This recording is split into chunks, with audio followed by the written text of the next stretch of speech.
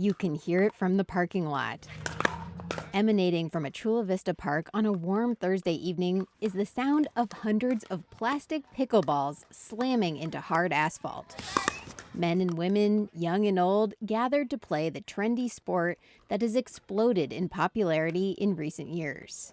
If you look at my contact list on my cell phone, I probably have 400 people I've met playing pickleball. One of them is 71-year-old Mark Breezeboy, who switched to pickleball from tennis 10 years ago and never looked back. But these picklers have a, well, pickle. I'm appalled at the fact that San Diego does not jump on the bandwagon and get into the pickleball swing. Local picklers are led by Stefan Boyland, one of the founders of Pickleball SD. In pickleball, there are dinkers, who make soft shots, and bangers, who drive the ball hard to overpower their opponents. In his dealings with the city, Boyland is definitely a banger. We've gotten a lot of lip service, but we haven't gotten a lot of action. We still have 0 dedicated public pickleball courts in the city of San Diego. That's right, 0. You heard me right. We're about 5 years behind every other city. Boyland clearly has a mission to bring pickleball to the masses. But like many before him who have attempted to get the city of San Diego to do anything in a timely fashion, Boyland is stymied. To build new courts, he needs meetings, plans, approvals, permits, and construction. Pickleball, he says, cannot wait. So Boyland rose up, staging what amounted to an Occupy Tennis protest, or maybe a pickle-in. You guys do know that you have to sign in and pay a fee, and it's for tennis only. Last week, he and other picklers stormed the courts at Robb Field in Ocean Beach, set up their own pickleball net, and started to play. A tennis player called the police, and a dispute erupted over whether they had an active permit. Get off this court! Freedom of speech. Go! Get out of here! No charges were filed.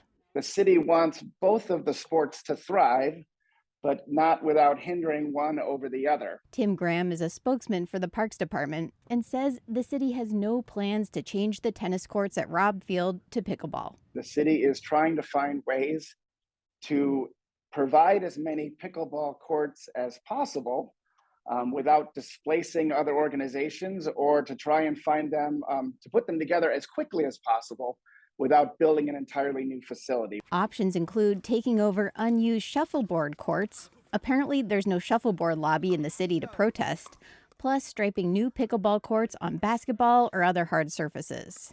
And the city has brought in a national expert to interview both sides and come up with a pickleball tennis peace treaty. I understand that once people got into this sport, it's pretty addictive and people seem to really, really love it. I've never played it, so I don't know. But you know, what the city's doing its best to provide these services as quickly as we can. At noon on a recent Friday, only a few courts at Robb Field were being used by tennis players.